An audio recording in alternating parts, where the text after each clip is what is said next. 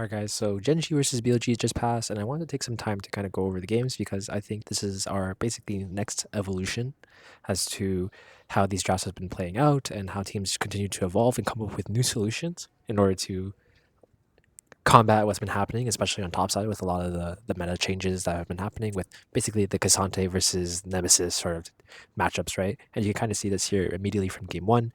We see both the Jax ban, which opens up the jungle booth a little bit, as well as the Vayne ban, which kind of like immediately opens up and prevents Bin from having any options on 3 or 5, and it opens up the potential for and viability of Cassante in earlier stages, right? And you can kind of see like these teams really draft towards their enemies' styles, right? And the big determining factor is whether they're allowed to or want to trade for the Senna dynamics. So a lot of teams are actually willing to play against Senna just because they are embracing that sort of dynamic that the lane brings. You know, they're okay to dilute the lane. Genji's okay with it as well. They end up pairing it with Nautilus very often versus a team like T1 that likes to come up with more creative picks surrounding it, but at the cost of letting in some other priority picks like the Callista and the Ahri for Night through, right?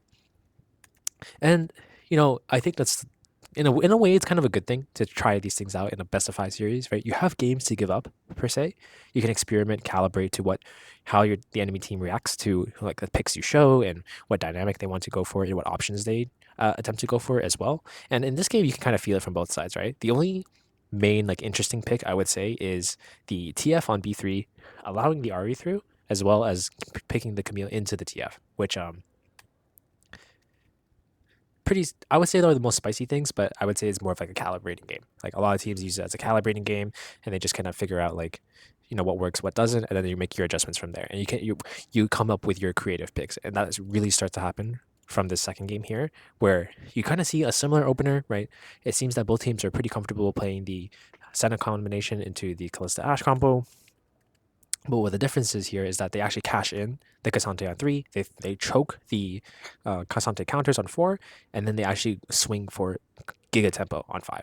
Remember what I mentioned? If you watch some of the other videos I've been covering, I mentioned heavily about being able to cash in more on these Senna lanes because it gets you a guaranteed level of priority, but it doesn't really garner like a significant advantage, let's say. So a champion like Nidalee is going to be able to take advantage of this very heavily, create timers and, you know, create value off those timers much more so than other champions are able to do. And, you know, being able to stunt an enemy bot lane where BLG is so focused around that is very important, right? And I'm really happy that champion like players like Chovy are still willing to really take these you know, advantageous risks in order to try to garner advantages in draft where not many other teams are really willing to do that. And I think that's what's really going to make or break the differences here. If you draft box standard, you're just going to be manipulated by teams that have creative picks to what you're trying to bring out. As we've seen, like we can compare teams like G2 who are willing to basically bust out all the stops, like all the like seemingly anyone in the roster, versus someone like let's say Team Liquid, who had, let's say, more of a struggle with this sort of option, right? So clearly, it was really fruitful, let's say, for Genji after getting these sort of picks because clearly BLG was not ready for this kind of pacing. So we see it again with Game 3, except that this time BLG are the ones that take the Senna, but they're still okay with it. It seems that Genji are willing to play both sides of it, and they have other picks to really go off and kind of go against that. So they go Senna Tom on 1-2. Genji are totally chill with that. They can still do the same thing. They understand. They clearly have a strong understanding of what to do and how to pilot this sort of Senna dynamic, and they're totally comfortable. They take some risks here with picking the Hui on 3 here to counter what their objectives are with the BLG comp, and then they can draft defensively around it with a Poppy on 5, which is both a great counter into the Cassante, as we've learned throughout the event, as well as playing around a composition that basically finds creative ways to beat, let's say, a lot of this meta.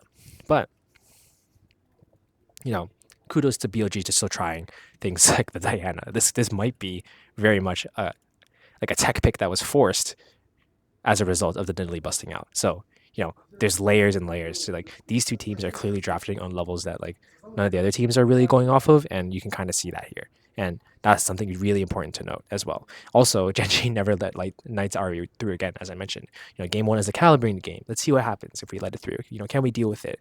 You know, do we have? Just got to take over. If not, then we can kind of play it from there. We can adjust our strategy and see what happens. We could try different chains. That's basically what's happening. And you can see BLG are unsuccessful both times here.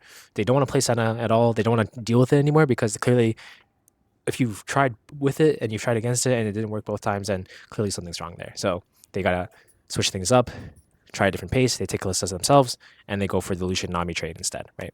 There's also, depending on the team, if this is G2, you can totally go Draven here. You could go Varus Ashe here as well. A lot of combos you could do. You could even go Kog'Maw Braum if you're confident, and then you can go Corki on 3.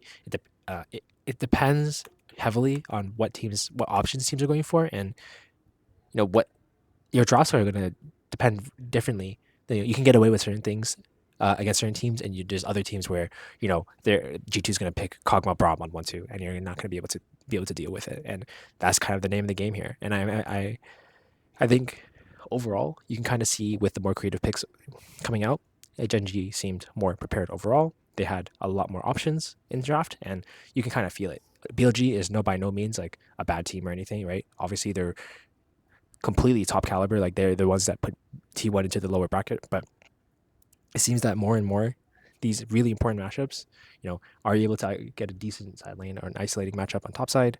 Are you able to stabilize the rest of the map and play around these weird AD carry sort of dynamics? What options do you have to kind of make the most of this weird meta state? And that's kind of a great example of what happened in this draft. So hopefully this was insightful to you guys.